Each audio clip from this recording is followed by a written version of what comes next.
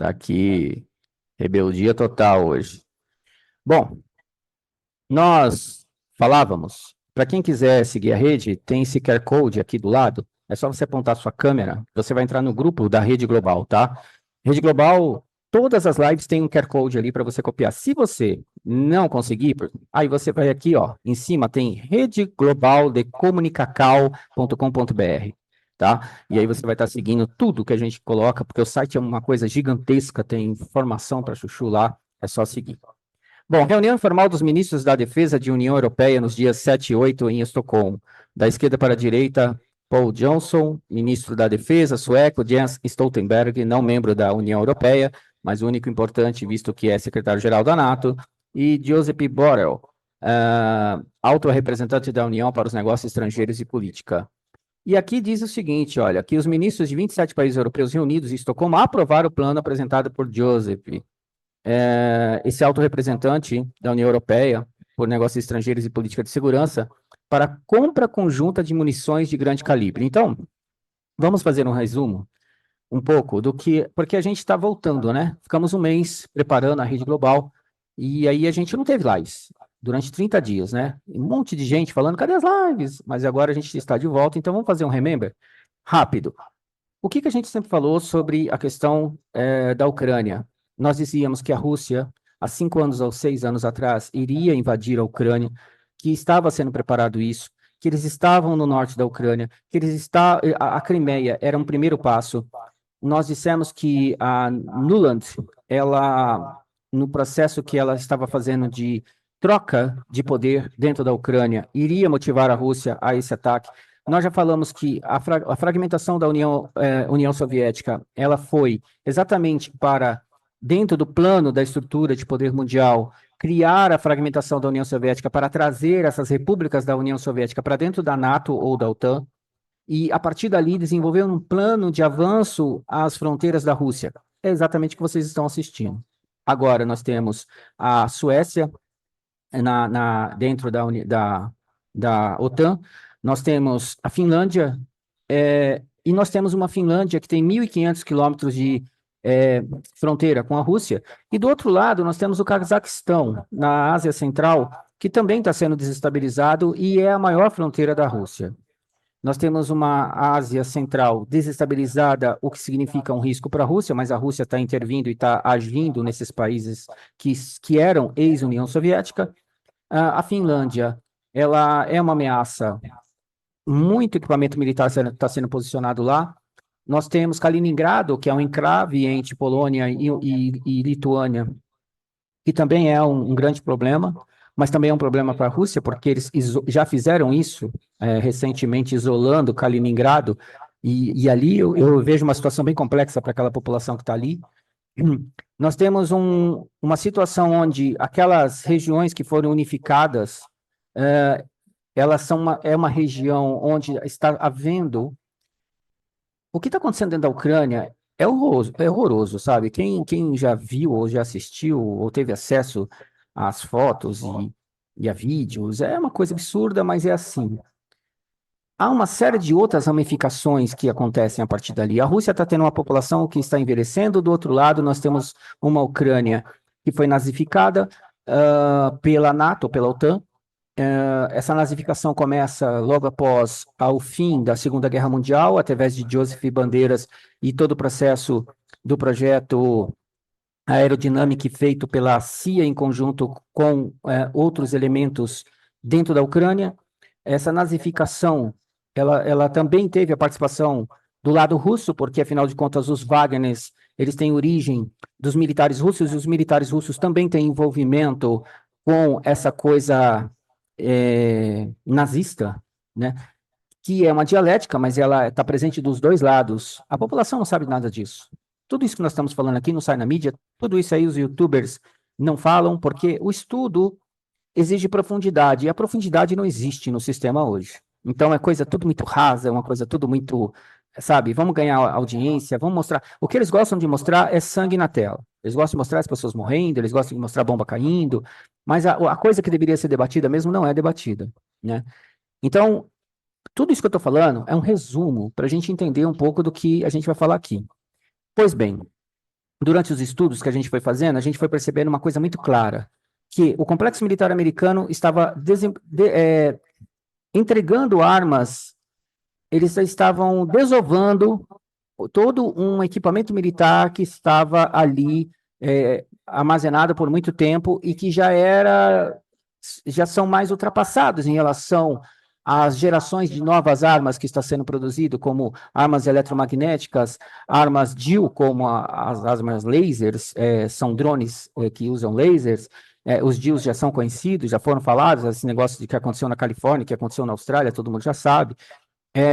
Armas sônicas, armas táticas nucleares que vão ser utilizadas, infelizmente, nos conflitos que irão vir entre 25 e 27. Nós temos todo um arsenal de coisas, mas nós temos um arsenal de coisas novas, e muito disso precisa de campos de batalha para ser testado. Então, isso está sendo testado na Ucrânia. Inclusive, nós fizemos uma live, a rede tem 2.230, hoje com essa live, 2.240 vídeos, mas nós temos lá no Conhecimento Play uma live que foi interessante, porque a gente vai fazendo lives e montando um quebra-cabeça, né? Então, quem está com a gente desde o começo sabe disso. A gente vai criando, montando um quebra-cabeça.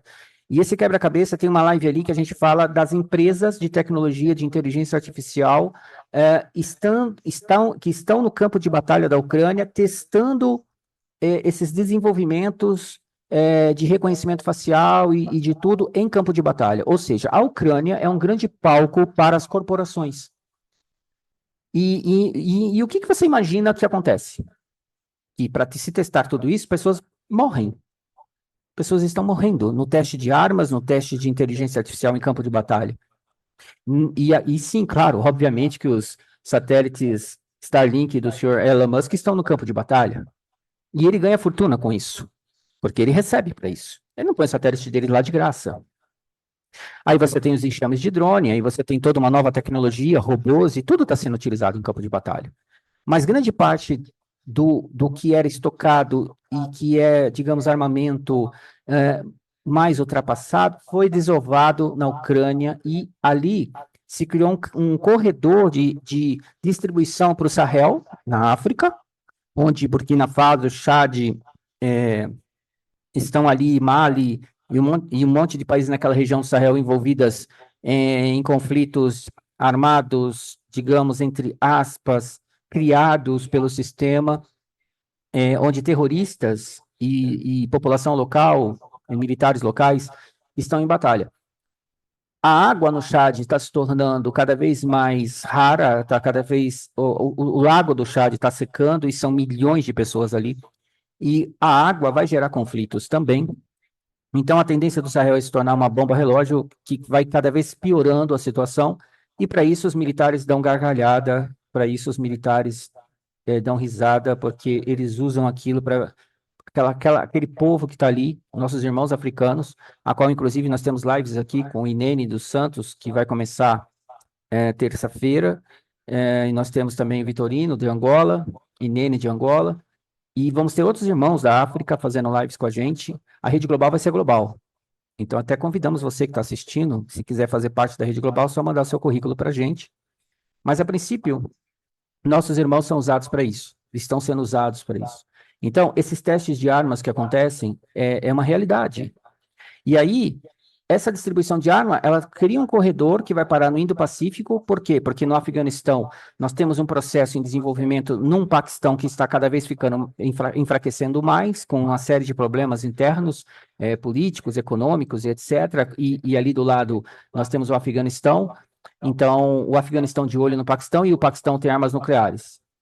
E aí isso vai em direção ao sudoeste da Ásia, onde nós temos ali um problema de água, porque também está acontecendo, por conta da China estar controlando toda essa distribuição de água para os países abaixo, Tailândia, Camboja, Vietnã, Laos e etc. E aí nós temos chegando ao Japão, a Coreia do Norte, Coreia do Sul, nós temos ali esses entraves, essa temperatura subindo. E, por fim, a China, né? Que muito provavelmente deve entrar em guerra com os Estados Unidos, em dado momento. Isso está sendo preparado.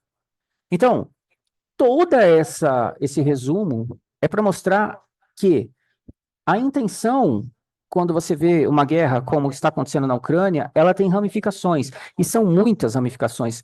Um outro fator que a gente deve lembrar também é o interesse relacionado à distribuição do gás liquefeito, porque essa situação que se desenvolve entre Ucrânia e Rússia leva a Rússia a interromper o fornecimento de gás. E aí você pensa, nossa, a Rússia é malvadona e o Ocidente ilegal. Na realidade, não tem ninguém legal ali. A Rússia está ciente de que interromper os gasodutos é ir em direção ao novo mercado de gás liquefeito, onde a Rússia ocupa o segundo lugar em distribuição de gás liquefeito. E adivinhe quem é o primeiro? Os Estados Unidos. E adivinhe quem é o terceiro? A China. E quem que vai distribuir esse gás dos dois? A China. Há total interesse dela nesse sentido. Então, para a Rússia, é interessante não ter mais gasoduto. E o outro fator que o gás liquefeito impõe ao sistema é o domínio sobre o gás liquefeito vai fazer com que eles determinem, mediante os tipos de negociações que agora são online em tempo real, e são contratos diferentes, vai fazer com que eles tenham um controle sobre o desenvolvimento dos países. Isso é fato. Existem outros fatores envolvidos também nessas guerras, que é o caso de transferências de tecnologia, como, por exemplo, o caso de Taiwan. O caso de Taiwan nunca teve a ver com a situação entre Taiwan e China, apesar de. Tem muito a ver com a transferência de tecnologia, onde Estados Unidos e Europa querem liderar a produção de chips semicondutores, visto que estamos indo em direção a um momento quântico, né, onde os processos quânticos começam a se desenvolver. Então, não há mais interesse. Há interesse de um redirecionamento disso. E por conta disso, o processo Rússia, que será fragmentada, e o processo Taiwan, eles têm a ver com uma promessa à China de parte de território russo. Então, existem muitos e muitos e muitos e muitos fatores que estão envolvidos dentro de toda essa geopolítica mundial macro, que é o que a gente analisa. Tem muita coisa. E eu poderia ficar aqui mais uma hora falando sobre outras conexões que existem, porque a gente estudou muitas e muitas coisas, né? Então, dito tudo isso, até o final de março, isso do ano de 2023, a nossa missão de assistência militar terá treinado mais de 11 mil soldados ucranianos. Até o fim do ano, esperamos ter treinado 30 mil. Mas o que não é dito aqui é quantos ucranianos já morreram nessa guerra. Quantos pais de família, quantos filhos, né? Quantas vidas perdidas, né? Quantos russos também morreram?